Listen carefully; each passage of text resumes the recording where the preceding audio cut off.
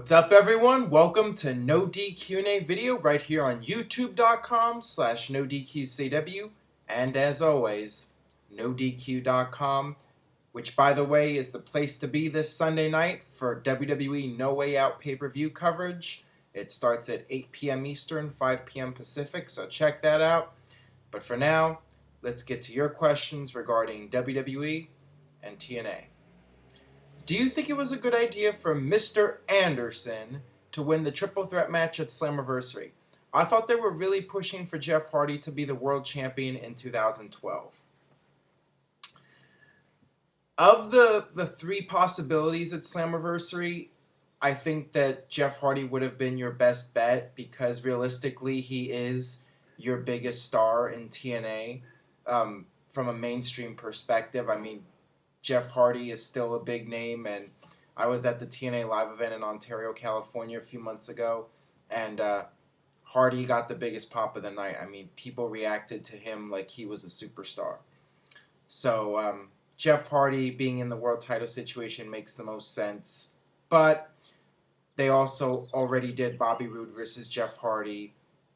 It's been done already, although they did do Jeff Hardy, or not Jeff Hardy, they already did Bobby Roode versus Sting, and then they did it again. So they could have done it again, but I guess they wanted to change it up a little bit and do Mr. Anderson. I mean, it's not on a pay-per-view. They're doing it on Impact. They could always have Bobby Roode beat Mr. Anderson and then do another match with Bobby Roode versus Jeff Hardy. And I mean, they have to fill up at least a few months because obviously the plan in TNA right now is for James Storm to work his way back up and get the rematch against Bobby Roode, probably at Bound for Glory, and then at that point, James Storm will finally beat Roode and win the title. I mean, that's what seems to be the storyline plan in TNA right now. They could always change it, but until that point, they have to have some more matches for Bobby Roode and, do Mr. Anderson and then do Jeff Hardy. And I'd love to see Austin Aries get a title shot because I think he's on a big roll in TNA right now, and I'd like to see him start to get into the mix at the top. That's just my opinion. From Ryu Samex XX.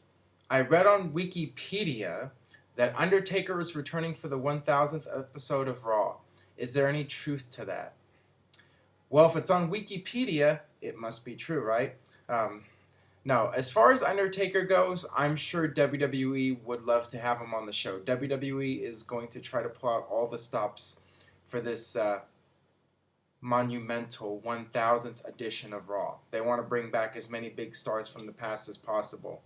So bringing back Undertaker makes total sense. Even if it's just for one night, then he goes away until WrestleMania season, whatever. Just bring him back, let him come out there, and maybe could chokeslam or tombstone somebody.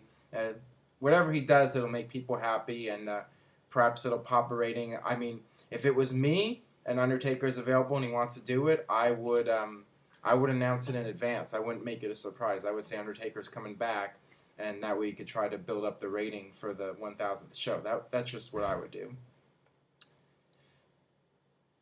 Hey Aaron, I'm addicted to your shows. Can't get enough of them.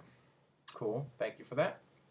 Why doesn't TNA take advantage now in order to gain some WWE viewers while the time is right with WWE not being at its peak leading to SummerSlam? I get what you're saying here. The problem is TNA already had that chance. When TNA went on Monday nights against WWE, that was their chance to try to gain some of the WWE's audience. The problem was, and you mentioned this in the question, is they picked the wrong time. I mean, that obviously wasn't the only mistake they made. There were a lot of other mistakes, but one mistake TNA made is they decided to go on Monday nights against WWE during the WWE's peak season. From early January to WrestleMania, that is when WWE is usually at their strongest creatively, and that's when they do their biggest ratings and when the company is at their hottest. And they usually cool down after WrestleMania. This period, I mentioned it before, around May, June, July, it's always cools down for WWE. And that would have made more sense for TNA to try to come in and make a move. But like I said, that wasn't the only problem. That was just one of many issues with TNA. And at this point, I mean, there's not really a whole lot of WWE viewers that are going to watch TNA. I mean, TNA's got to try to build their own audience, and the people that are tuning into TNA are already disgruntled with WWE and don't want to watch WWE, or they're just wrestling fans who watch out of force of habit. So TNA really needs to, like I've said before, focus on building up new talent and trying to create their own identity and bring in their own audience and create their own audience. That's really all they can do at this point. Do you think the Brock Lesnar versus Goldberg match at WrestleMania 20 lived up to the hype? And what did you think of the match overall? Well, obviously it didn't live up to the hype because everybody was expecting this great match between these two giant stars. And the problem is when word came out that Brock Lesnar was leaving WWE, that really hurt the tone of the match. I mean, when the two of them came out there, the fans just didn't give a damn. And they were booing those guys right from the start. And, I mean, if I was Brock Lesnar, if I was Bill Goldberg, at that point, I wouldn't have cared either. I would have just gone out there and phoned it in. I mean, these people don't care, so why should I care? So, I mean, that's kind of the attitude. And perhaps if the crowd was more into it, it would have been a better match. I mean, who knows? But definitely... I wouldn't say it was a disappointment because I was still entertained by it. Obviously, all the chants of "You Sold Out" and just the whole atmosphere of it. I mean, it was extremely entertaining. And the fact that people were cheering more for Austin than the two guys in the match. I mean, it just made for a very unique experience. And to me, I think that might have been better than an actual Brock Lesnar versus Goldberg straight match, like with both guys sticking around afterwards. I don't know. It's just something different, and I'm not going to complain about that. How would you book Wade Barrett's WWE return and the big push he is scheduled to get? I like to see him against Punk rather than Sheamus. Your thoughts? Well, with WWE's talent depth issues right now, it would make perfect sense to bring Wade Barrett back in the biggest way possible, put him straight into the main event situation. I would have him return by coming out at the end of a world title match or a WWE title match and laying out the champion and going straight into a feud with whoever the champion is.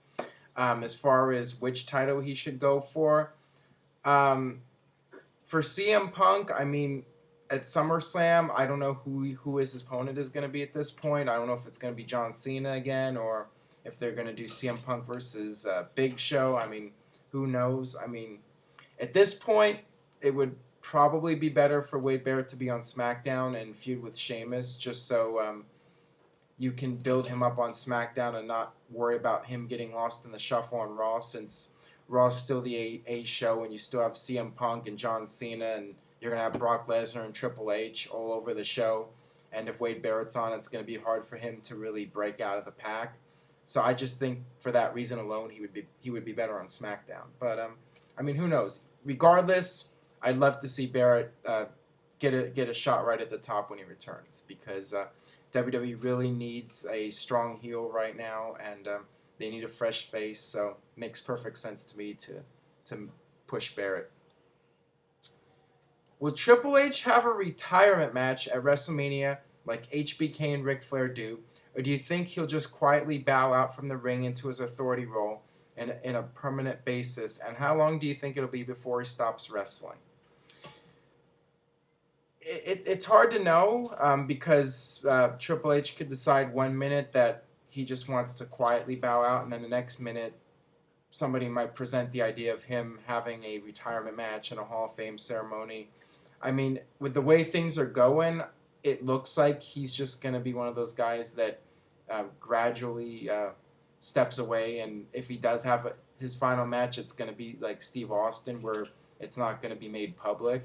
I really think that's the way to go, because I think WWE is starting to overdo it with guys having retirement matches like Triple H or Shawn Michaels and Ric Flair. I just think there's only so many years where you can do that and have it be effective before it gets old. So I think it's best for Triple H to just quietly bow out, and that's kind of what he's doing at this point. He's wrestling less and less.